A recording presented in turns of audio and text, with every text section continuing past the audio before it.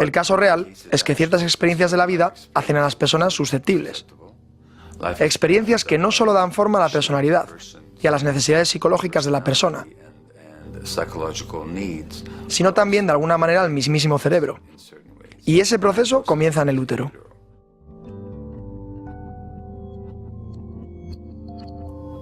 Se ha demostrado, por ejemplo, que si una madre sufre de estrés durante el embarazo, es más probable que sus hijos tengan características que los predispongan a adicciones.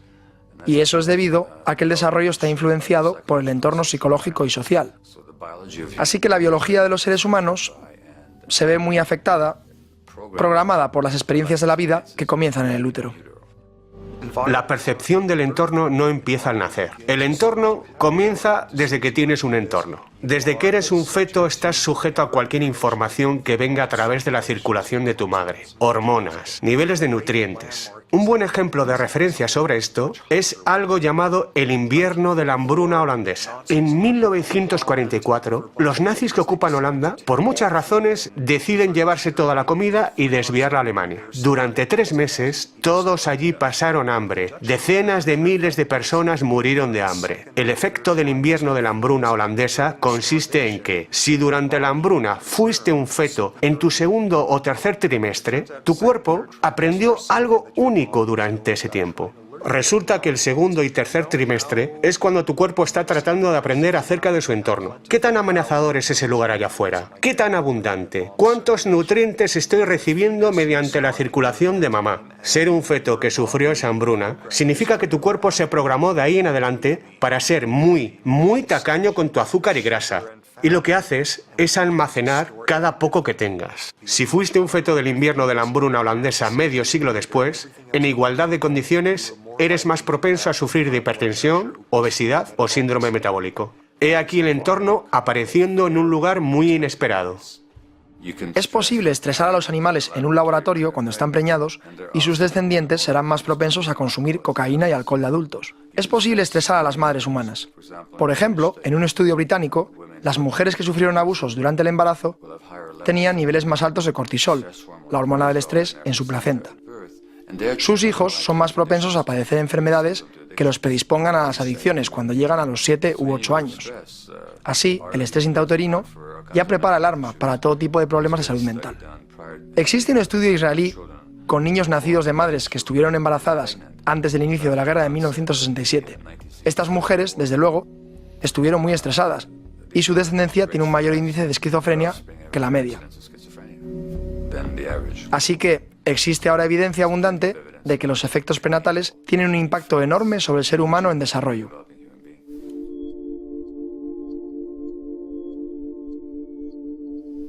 La cuestión acerca del desarrollo humano, y específicamente el desarrollo del cerebro humano, es que ocurre en su mayoría bajo el impacto del entorno y sobre todo después del nacimiento. Ahora bien, si nos comparas con un caballo, el cual puede correr desde el primer día de vida, vemos que estamos muy poco desarrollados. No podemos reunir tal coordinación neurológica, equilibrio, fuerza muscular y agudeza visual hasta el 1 año y medio o 2 de vida. Esto pasa porque el desarrollo cerebral en el caballo ocurre en la seguridad del útero, y en el ser humano tiene que ocurrir después del nacimiento.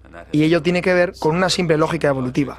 Al agrandarse la cabeza, lo cual nos hace seres humanos, la creciente región anterior del cerebro es, de hecho, lo que crea a la especie humana.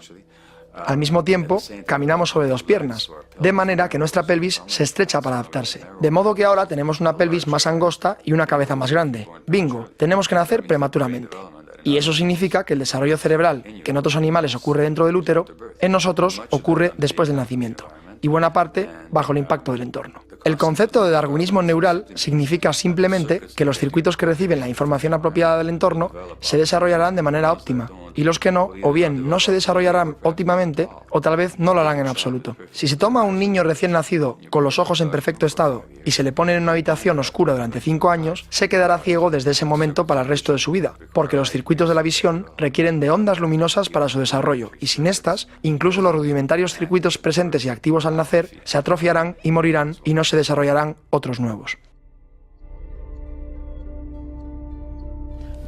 Hay una manera significativa en la cual las experiencias tempranas moldean el comportamiento del adulto. Incluso y especialmente aquellas experiencias tempranas de las que no hay ningún recuerdo. Resulta que hay dos tipos de memoria. Existe una memoria explícita, que es el recuerdo. Se da cuando se pueden recordar hechos, detalles, episodios, circunstancias. Pero la estructura cerebral llamada hipocampo, que es la que codifica el recuerdo, ni siquiera comienza a desarrollarse plenamente hasta el 1,5 años, y no se desarrolla completamente hasta mucho después. Por esa razón, casi nadie tiene ningún recuerdo anterior a los 18 meses. Pero hay otro tipo de memoria llamada memoria implícita, que es, de hecho, una memoria emocional en la que el impacto emocional y la interpretación que el niño hace de esas experiencias emocionales arraigan en el cerebro en forma de circuitos nerviosos, listos para dispararse sin necesidad de un recuerdo específico. Por dar un ejemplo claro, las personas que son adoptadas tienen muy a menudo un sentimiento permanente de rechazo. No pueden recordar la adopción, no pueden recordar la separación de la madre biológica porque no hay nada ahí con que recordar, pero la memoria emocional de separación y rechazo está profundamente grabada en sus cerebros. Por lo tanto, son mucho más propensos que otras personas a experimentar una sensación de rechazo y un gran trastorno emocional cuando perciben que son rechazados. Esto no es único para quienes son adoptados, pero es particularmente fuerte en ellos debido a esta función de la memoria implícita. Las personas que son adictas, dadas todas las investigaciones literarias y en mi experiencia, prácticamente todos los adictos extremos sufrieron considerables abusos de niños o padecieron severas pérdidas emocionales. Sus memorias emocionales o implícitas son las de un mundo que no es seguro y que no ayuda, con cuidadores en quienes no se podía confiar, relaciones que no son lo bastante seguras como para abrirse y volverse vulnerables. En consecuencia, sus respuestas tienden a ser mantenerse separados de relaciones realmente íntimas, no confiar en cuidadores, médicos y otras personas que están tratando de ayudarlos, generalmente ver el mundo como un lugar inseguro. Esa es estrictamente una función de la memoria implícita, la cual a veces tiene que ver con incidentes que ni siquiera recuerdan.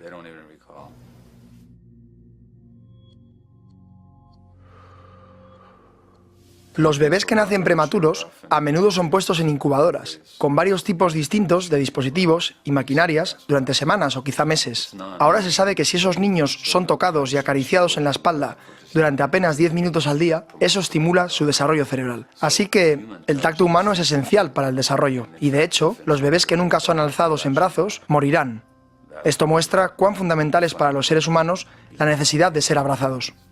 En nuestra sociedad existe una desafortunada tendencia a decirle a los padres que no tomen en brazos a sus hijos, que no los sostengan, que no levanten a los bebés que lloran por miedo a malcriarlos, o para fomentar que duerman toda la noche, no los levantas, que es justo lo contrario de lo que el niño necesita.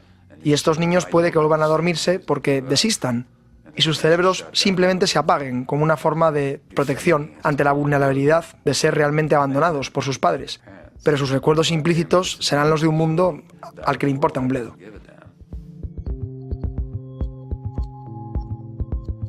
Muchas de estas diferencias son estructuradas a muy temprana edad. De algún modo, la experiencia de los padres sobre la adversidad, de cuán dura o fácil es la vida, se transmite a los hijos, ya sea a través de una depresión materna o el mal humor de los padres con sus hijos, pues tuvieron un día duro o sencillamente están muy cansados al final del día. Y estos tienen poderosos efectos en la programación del desarrollo infantil, de la cual sabemos mucho ahora. Pero esa temprana sensibilidad no es solo un error evolutivo. Existen también en muchas distintas especies.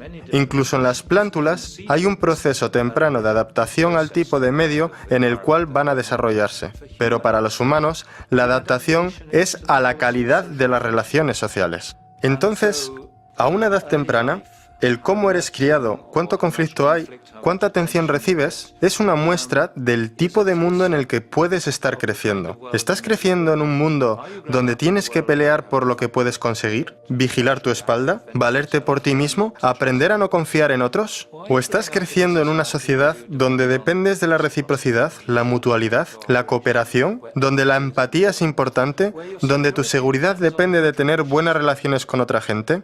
Y eso necesita un desarrollo muy diferente a nivel emocional y cognitivo. Y eso es de lo que se trata, la sensibilidad temprana. Y el ser padre es casi inconscientemente un sistema de transmitir esta experiencia a los hijos, de la clase de mundo en el que están.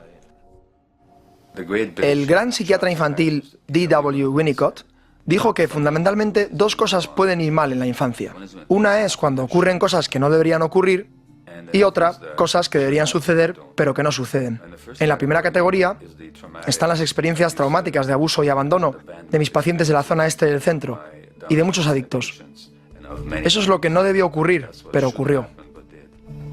Por otro lado, está la atención armoniosa, sin estrés, sin distracciones, del padre que cada niño necesita y que muchas veces no tienen. No sufren abusos, no son abandonados ni tampoco traumatizados. Pero lo que debería ocurrir, la presencia de un progenitor disponible emocionalmente, simplemente no existe para ellos, por el estrés en nuestra sociedad y el entorno paterno. El psicólogo Alan Shore lo llama abandono próximo, cuando el padre está físicamente presente, pero emocionalmente ausente. Yo he pasado más o menos los últimos 40 años de mi vida trabajando con las personas más violentas que nuestra sociedad produce. Asesinos, violadores y demás. En un intento por entender qué causa esta violencia, descubrí que los más violentos criminales en nuestras prisiones habían sido ellos mismos víctimas de un grado de maltrato infantil que estaba más allá de la escala de la que jamás pensé que se podían aplicar al término de abuso infantil. No tenía ni idea de la profundidad de la depravación con la que los niños en nuestra sociedad son tratados con demasiada frecuencia. Las personas más violentas que vi eran ellos mismos, los sobrevivientes de un intento de asesinato, a menudo a manos de sus padres, de otras personas de su entorno social, o fueron los sobrevivientes de familiares quienes, a su vez, fueron asesinados por otras personas. Buda sostenía que cada cosa depende de todas las demás. Él dice, el todo contiene las partes, y las partes contienen el todo. Es decir, no puedes comprender nada si lo aíslas de su entorno. La hoja contiene al sol, el cielo y la tierra, obviamente. Esto ha demostrado ser cierto, por supuesto, en todas partes y específicamente cuando se trata de desarrollo humano. El término científico para ello es la naturaleza biopsicosocial del desarrollo humano, la cual afirma que la biología de los seres humanos depende en gran medida de la interacción con su entorno social y psicológico.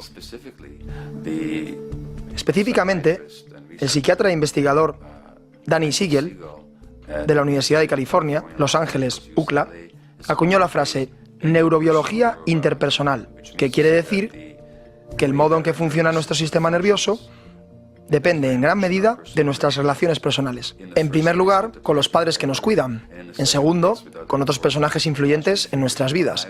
Y en tercer lugar, con toda nuestra cultura. Así que no puedes separar el funcionamiento neurológico de un ser humano del entorno en el cual creció y en el cual continúa existiendo. Y esto es cierto durante el ciclo de la vida. Es particularmente cierto cuando eres dependiente e indefenso, mientras tu cerebro se desarrolla, pero es igual de cierto en adultos e incluso al final de la vida.